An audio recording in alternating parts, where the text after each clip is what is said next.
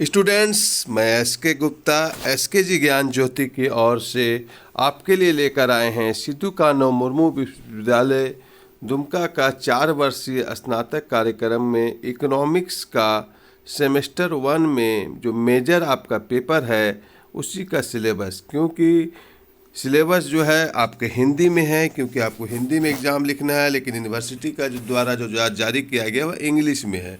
उसी को मैं ट्रांसलेट करके आपके लिए लेकर आया हूँ। हम वीडियो को शुरू करें उसके पहले चैनल को ज़रूर सब्सक्राइब करें, और वीडियो अगर अच्छा लगे तो अपने 10 दोस्तों को ज़रूर से ज़रूर शेयर करें, क्योंकि कर भला तो हो भला, ताकि जो इकोनॉमिक्स के स्टूडेंट्स हैं उनको समझने में सुविधा हो, क्योंकि इंग्लिश में उनको समझ में नहीं आता है। तो ये न्यू एजुकेशन पॉलिसी का सिलेबस है, 4 वर्ष वाला सेमेस्टर 1 मेजर का आप सिलेबस देख रहे हैं। स्टूडेंट्स, आपका देखिए सबसे पहले पूर्ण अंक 100 है, 100 मार्क्स का आपका पेपर होगा, जिसमें 25 मार्क्स का आपका इंटरनल एग्जाम होगा। ये 100 मार्क्स का 75 मार्क्स का आपका एक्सटर्नल एग्जाम होगा जो यूनिवर्सिटी लेगी। क्लियर हो गया आपका। अब आते हैं यूनिट 1 का परिचय पर, यानी आपके सिलेबस को जो है स्टूडेंट्स देखिए कई यूनिट में बांटा गया है, 5 यूनिट में बांटा गया आपके सिलेबस को। देखिए बहुत बड़ा लेसन है, इसलिए अगर आप अभी से पढ़ने की तैयारी नहीं करते हैं तो दिक्कत है। तो आइए हम लोग एक एक यूनिट पर चर्चा करते हैं कि आखिर एक एक यूनिट से क्वेश्चन कैसे आएगा और आप तैयारी कैसे करेंगे। तो देखिए यूनिट 1 में पहले पढ़ना है अर्थशास्त्र की परिभाषा। अर्थशास्त्र की क्या परिभाषा है, इसके पहला क्वेश्चन हो गया। दूसरा क्वेश्चन यूनिट 1 से हो जाएगा अर्थशास्त्र का प्रकृति और कार्यक्षेत्र का वर्णन करें। ठीक, तीसरा क्वेश्चन हो जाएगा आपका यूनिट 1 से सूक्ष्म और मैक्रो अर्थशास्त्र क्या है, सूक्ष्म और मैक्रो अर्थशास्त्र में क्या अंतर है। और चौथा क्वेश्चन हो जाएगा यूनिट 1 से सकारात्मक और सामान्य अर्थशास्त्र क्या है, इन दोनों के बीच अंतर पूछ सकता है। पांचवा क्वेश्चन हो जाएगा यूनिट 1 से गतिशील और तुलनात्मक स्थिर अर्थशास्त्र क्या है और इनके बीच में क्या अंतर है, ये क्वेश्चन आता है। और इसके बाद नेक्स्ट क्वेश्चन हो जाएगा केंद्रीय आर्थिक समस्याएं, बिखराव और पसंद, उत्पादन संभावना वक्र, फ्रंटियर का वक्र या संभावना वक्र या फ्रंटियर। ठीक है, ये तो आपका नेक्स्ट क्वेश्चन हो जाएगा। तो ये आपका यूनिट 1 समझ में आया। अब आते हैं यूनिट 2 पर। यूनिट 2 में क्या क्या है देख लेते हैं।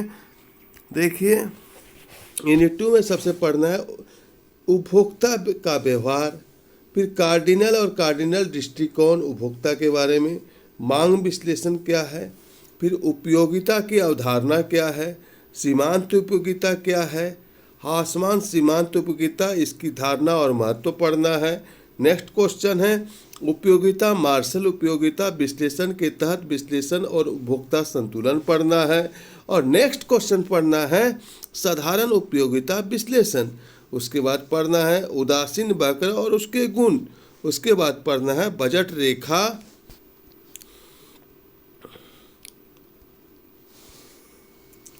बहुत बड़ा सिलेबस है यूनिट 2।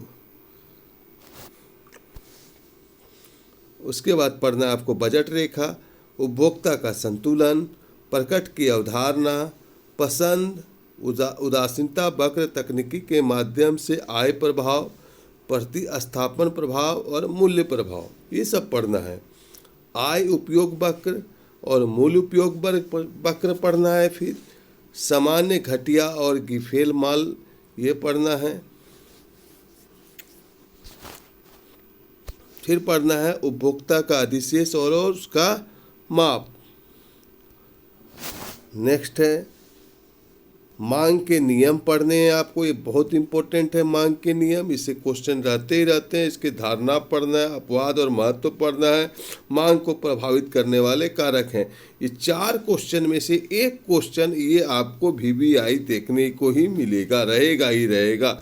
ये चारों अगर आप कर लेते हैं तो एक आपको VBI देखने को मिलेगा। Clear students. अब आते हैं आपके यूनिट, फिर देखिए इसी में है यूनिट 2 में ही है मांग की लॉज क्या है, मूल्य आय और मांग की क्रॉस लॉज क्या है, एंगल्स कर्व क्या है, एंगल्स कर्व क्या है, ये सब आपको पढ़ने होंगे। अब आते हैं यूनिट 3 में। यूनिट 3 में जो लेसन है उसका नाम है उत्पादन विश्लेषण। क्लियर? उत्पादन विश्लेषण यूनिट 3 में। तो यूनिट 3 में क्या क्या पढ़ना है? सबसे पहले पढ़ना है प्रोडक्शन फंक्शन में शॉर्ट रन, लॉन्ग रन और law of variable proportions return to scale. ये सब आपको पढ़ना है। ठीक है, कितना क्वेश्चन हो गया? शॉर्ट रन और लॉन्ग रन एक क्वेश्चन हो गया। लॉ ऑफ वेरिएबल प्रोफेशंस ये हो गया दूसरा क्वेश्चन। रिटर्न टू स्केल ये तीसरा क्वेश्चन हो गया। उसके बाद फिर पढ़ना है Cobb Douglas production function and इसके गुण, फिर आइसो प्रोडक्ट कर्व और इसके गुण, फिर आइसो लागत रेखा, निर्माता का संतुलन। ये सब आपको पढ़ना है। ठीक है स्टूडेंट्स, यूनिट 3 क्लियर हो गया। अब आते हैं यूनिट 4। यूनिट 4 को हम लोग शुरू करें उसके पहले आपने वीडियो को जरूर लाइक कर दिया होगा और अपने 10 दोस्तों को जरूर आपने शेयर कर दिया होगा इस वीडियो को। आइए शुरू करते हैं यूनिट 4। यूनिट 4 में जो लेसन है नाम है लागत और राजस्व विश्लेषण। लागत में क्या पढ़ना है? लागत कितने प्रकार के होते हैं, अल्पकाल और दीर्घकाल लागत वक्र क्या होता है, औसत लागत वक्र और के बीच संबंध, सीमांत लागत वक्र। औसत लागत वक्र और सीमांत लागत वक्र के बीच आपको क्या दिखाना है? संबंध दिखाना है। फिर औसत और